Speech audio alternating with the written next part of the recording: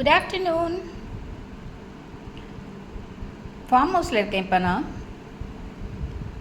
So இன்றைக்கி வந்து பார்த்திங்கன்னா இந்த பரண்டை பொடிக்கு வந்து கொஞ்சம் வறுத்து வச்சுருக்கேன். ஸோ பரண்டை வந்து பார்த்திங்கன்னா ஜென்ரலாகவே வந்து நான் வந்து ஸ்மால் பேட்சஸாக தான் ஹேண்டில் பண்ணுவேன். ஏன்னா வந்து பரண்டை வந்து not an easy vegetable to handle. அதனால் கொஞ்சம் நிறைய பேட்ச் இருந்ததுன்னா அந்த ஃபிங்கரோட டிப்ஸ் எல்லாம் வந்து பார்த்திங்கன்னா அப்படியே நம்மாயிடும். ஸோ அதனால் கொஞ்சம் கொஞ்சமாக தான் ப்ராசஸ் பண்ணோம். நான் ஏற்கனவே ஒரு பேட்ச் ரெடி பண்ணி வச்சுட்டேன், பட் அது போகாதுன்னு தோணிது.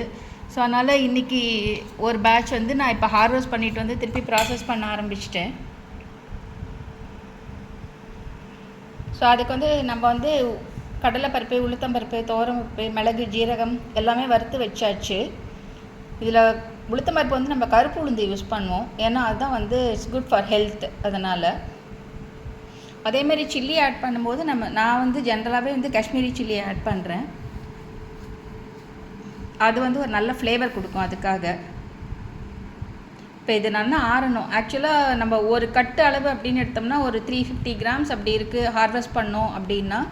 அதை வறுத்தோம்னா ரொம்ப கம்மியாக தான் ஆகும் பரண்டை. ஏன்னா வந்து அது வந்து நல்லெண்ணெயில் நல்லா வறுத்து ஒரு பேப்பர் கன்சிஸ்டன்சி வரும். நம்ம வந்து வறுத்தோம்னா கலகலன்னு சவுண்ட் வரும். ஸோ அந்த அளவுக்கு நம்ம வறுக்கும்போது குவான்டிட்டி கம்மியாக இருக்க மாதிரி இருக்கும், பட் ஆனால் ஃப்ளேவர் வந்து கரெக்டாக இருக்கும். ஸோ அந்த இதுக்கு எவ்வளோ தேவையோ அந்த அளவுக்கு நான் வந்து மற்ற இன்க்ரீடியன்ஸும் வறுத்து வச்சுருக்கேன்.